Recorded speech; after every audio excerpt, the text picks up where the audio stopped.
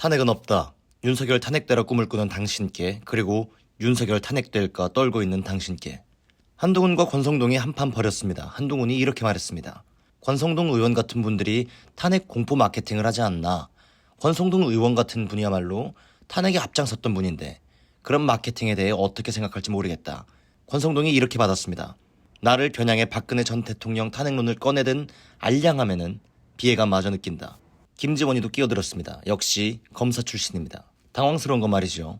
이런 두려움을 김어준에게 고백했다는 겁니다. 보수 진영 전체의 사람들이 과거에 그 불과 얼마 전에 이 보수 진영이 분열을 해서 결국은 탄핵 사태까지 가고 그 이후에 상당히 참담한 결과를 빚어서 많은 사람들의 그 가슴 속에 아픔으로 남아있는데 지금 또 이 보수 분열이 시작되는 거 아닌가 하는 두려움이 생기고 있어요.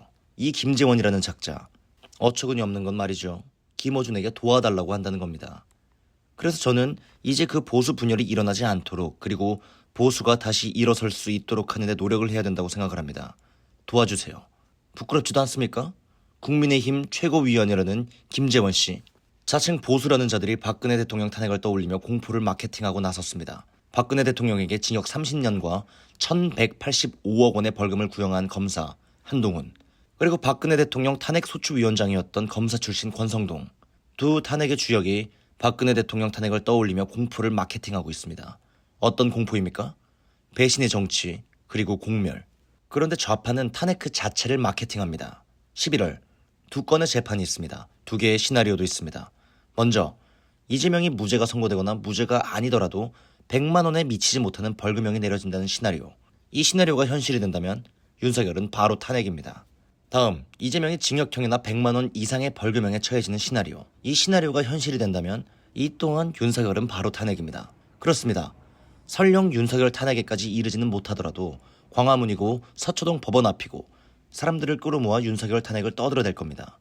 2심이고 대법원이고 이재명에게 무죄를 선고하라며 협박하는 겁니다. 박근혜 대통령을 탄핵한다는 헌법재판소 결정이 내려지기까지 서울 도심 한복판에서 촛불 폭도들이 벌였던 짓거리가 기억나지 않으십니까? 그 광란에 겁먹은 헌법재판관들이 만장일치를 작당해서 박근혜 대통령에게 탄핵을 선고했습니다. 박근혜 대통령을 파면했습니다. 그렇습니다. 탄핵. 우파에게는 배신의 공포를, 좌파에게는 권력 탈취의 욕망을 불러일으킵니다. 탄핵 말입니다.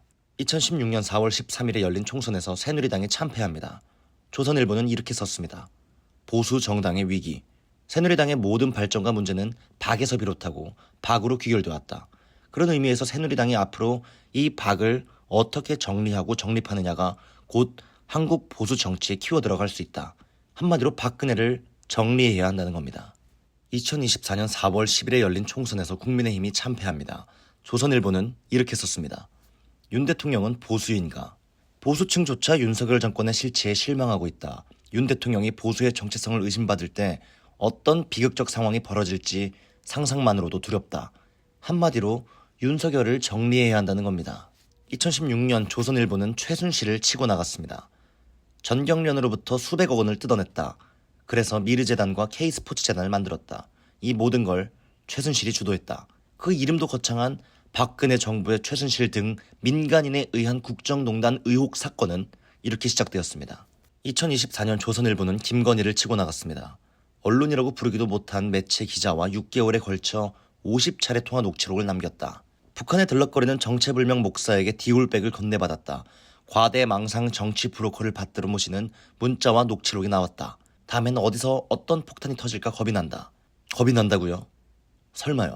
무엇으로 부부통치 국정농단 사건을 만들어 윤석열을 보내버릴까? 그걸 궁리하겠죠. 2016년이고 2024년이고 팩트가 무엇인지는 중요하지 않습니다. 조선일보가 판을 깔면 기레기들이 뛰놉니다. 2016년에는 김의겸이 있었고 손석희가 나섰습니다.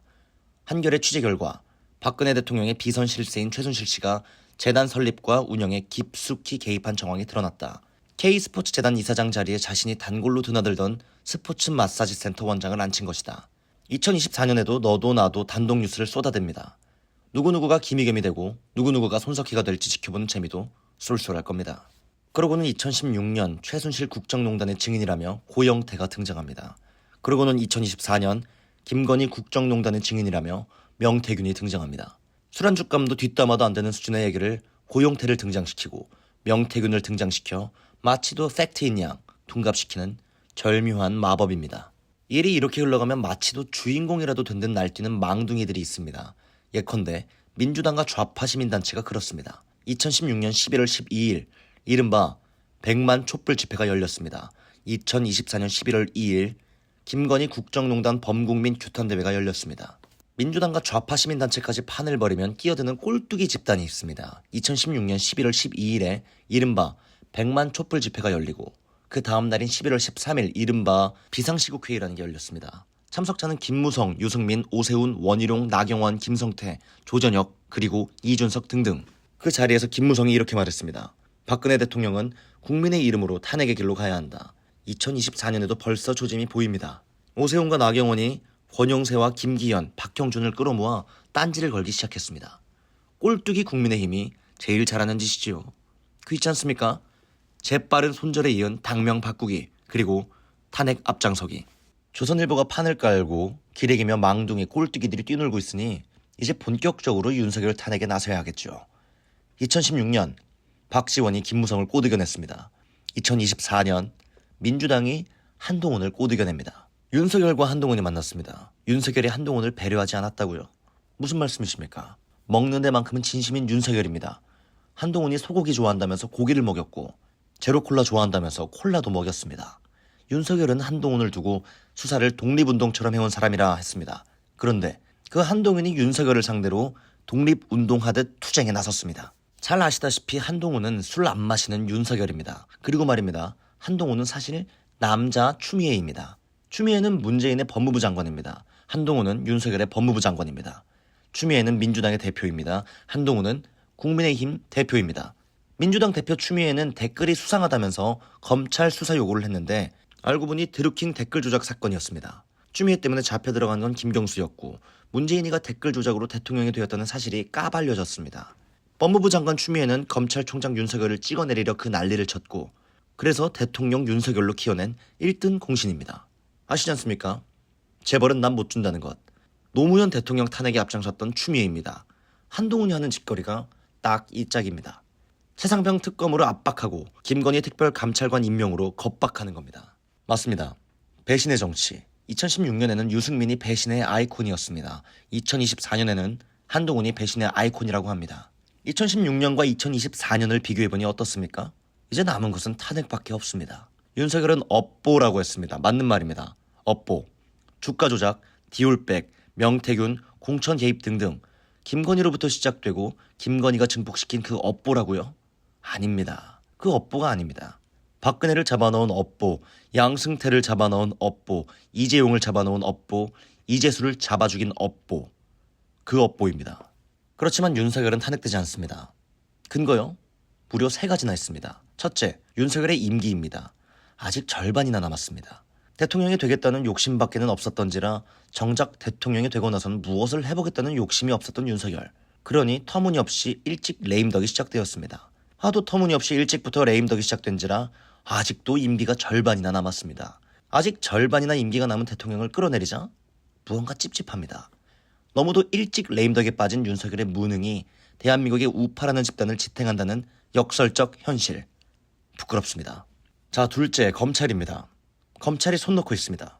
2016년 10월 24일 JTBC가 최순실 국정농단의 증거라며 태블릿이라는 걸 들고 나왔습니다. 그러고는 사흘 뒤인 10월 27일 검찰총장 김수남은 최순실 특별수사본부를 구성했습니다. 명태균이 등장한 게 9월 19일의 일입니다.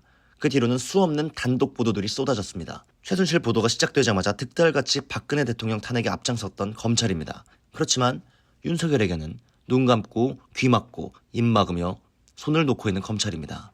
오죽했으면 명태균은 막 떠드는데 용산과 검찰이 조용하다는 게 기이하다고까지 할까요? 셋째, 조선일보입니다. 조선일보가 달라졌습니다.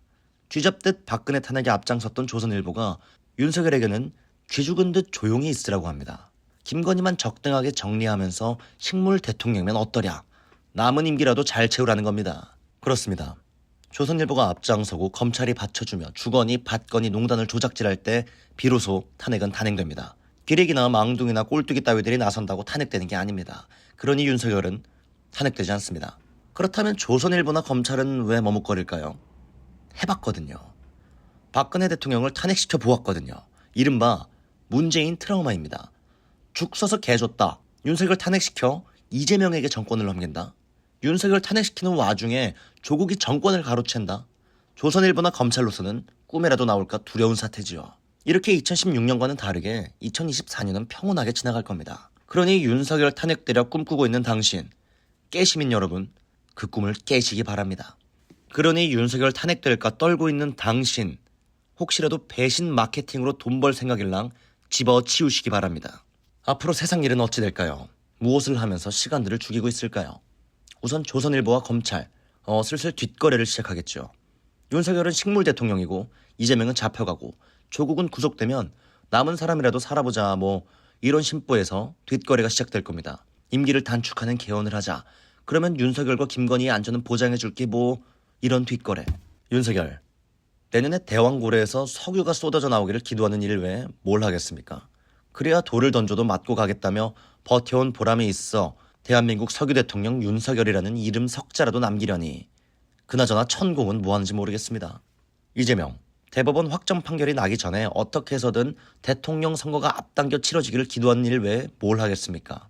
그래야 보전받은 대통령 선거비용 434억 원을 뱉어내지 않아도 되고 헤아릴 수조차 없이 많은 죄목으로 기소된 재판도 중단시키고 결정적으로 잘하면 대통령도 될 수 있으려니.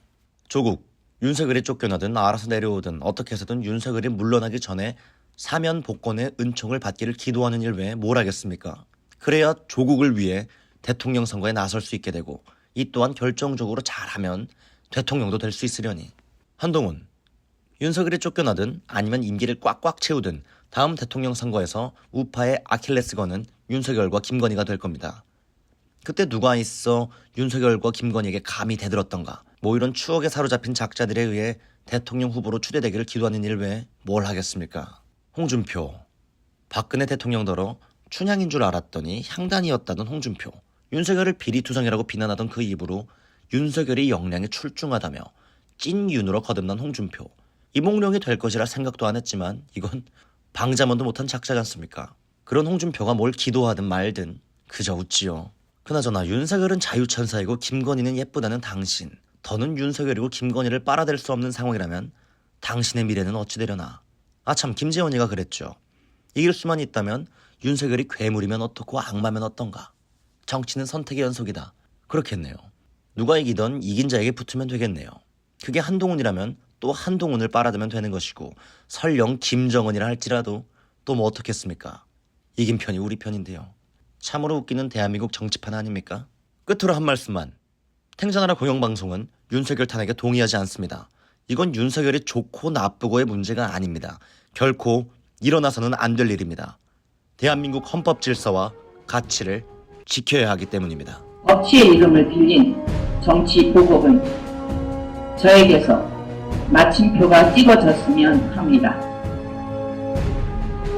이 사건의 역사적 멍해와 책임은 제가 지고 가겠습니다. 모든 책임은 저에게 묻고 저로 인해 법정에 선 공직자들과 기업인들에게는 관용이 있기를 바랍니다.